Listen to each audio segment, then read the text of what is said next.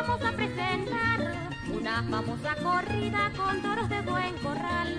En este grandioso día les vamos a presentar una famosa corrida con toros de buen corral. El pastor va custodiando dos toros de buena fama, con cualquiera de los toros la corrida inesperada. El pastor va custodiando dos toros de buena fama. Los brujos de Chávez, la magia como prolongación de la política. David Placer. El propio presidente alimentó los rumores al denunciar en 4 ocasiones que la oposición le estaba haciendo brujería. En la primera de ellas, en el 2003, se dirigió al país en cadena nacional y mencionó que en el Palacio de Miraflores había aparecido un animal muerto junto con unos colmillos. Yo le dije a los edecanes que sacaran ese animal raro de aquí. Han contratado a 200 brujos de todo el mundo para sacarme, dijo en la alocución en televisión. Desde ese momento, algunos de quienes lo acompañaron y admiraron durante sus primeros años de gobierno, también comenzaron a ver en él a una persona obsesionada con el poder y dispuesto a utilizar cualquier instrumento de brujería para retenerlo. La periodista de pasado guerrillero Ángela Sago, que escribió un libro cuyo título revelaba su simpatía por el movimiento, La Rebelión de los Ángeles, había escuchado de forma insistente que tanto Chávez como el grupo de militares que lo acompañó en la aventura golpista de 1992 hacían rituales en la cárcel.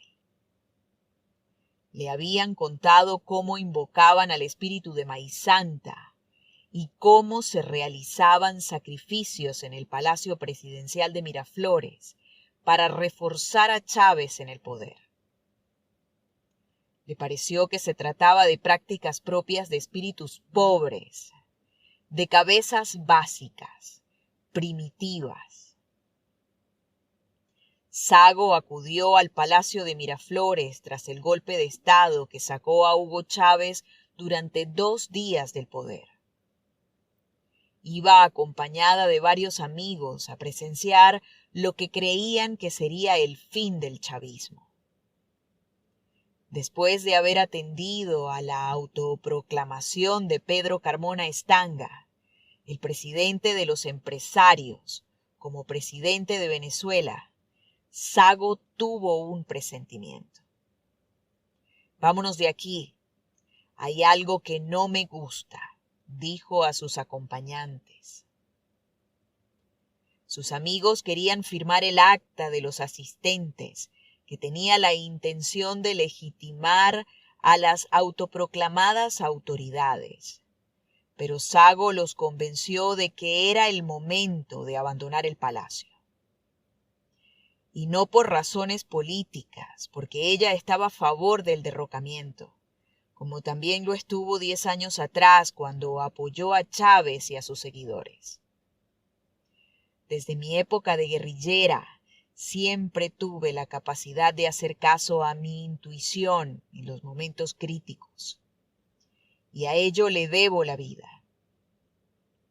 Una vez me fui de un campamento guerrillero, y al poco tiempo llegó el ejército y masacró a todos los que estaban allí. Sago se declara agnóstica. Dice no creer en espíritus, en santos ni en dioses, pero está convencida de que esa intuición, expresada en corazonadas repentinas, algún día será explicada bajo una óptica científica. Mientras tanto sigue obedeciendo a esas premoniciones cada vez que aparecen. Y así lo hizo el 13 de abril de 2002, mucho antes de que el resto de invitados saliera corriendo del Palacio de Miraflores por amenazas de una toma violenta. Ese día la sede presidencial respiraba un aire extraño. Hacía pocas horas que el general Lucas Rincón, máxima autoridad militar del país, había anunciado ante los medios de comunicación que Hugo Chávez había aceptado renunciar. El paradero del presidente era incierto. Los militares rebeldes habían desconocido su autoridad después de una marcha multitudinaria que acabó con decenas de muertos. Los sectores más antichavistas comenzaron a llegar a Miraflores. Militares, periodistas, empresarios, políticos. Asistían como público a una toma de posesión en la que un nuevo presidente provisional había sido electo en la clandestinidad por los militares insurrectos. Había abrazos, alegrías, euforia, pero también una tensión que casi oprimía. Sago no estaba cómoda. Sentía como si el techo del palacio presidencial se derrumbara sobre su cabeza. En los corrillos se escuchaba algarabía, pero el palacio estaba rodeado de una extraña calma que había paralizado a toda la ciudad un sábado. Y decidió marcharse antes de lo previsto. Cuando empieza a recibir llamadas de sus amigos y conocidos para preguntarle sobre los nombramientos de los ministros, Sago ya iba camino de vuelta a casa, todavía afectada por la energía pesada que había percibido. Para quien fuera amiga íntima de los militares golpistas, no había lugar a dudas. Miraflores se había convertido en un lugar donde se practicaba la magia negra. Hay elementos políticos detrás de la santería, por supuesto. Hay santeros que pueden ser agentes de inteligencia cubanos. Fidel es un hombre muy inteligente. Hizo una jugada a través de la ideología y también a través de la religión. La inteligencia cubana ha penetrado en Venezuela de manera silente. Lo hizo a través de la santería en las Fuerzas Armadas.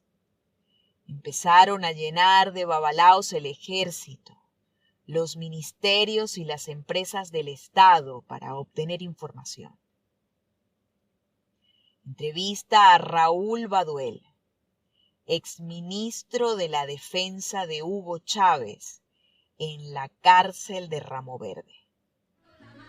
Los brujos de Chávez, la magia como prolongación de la política. David Placer. Llevan al torero para el cementerio, de acompañamiento lo lleva su abuelo. Llevan al torero para el cementerio.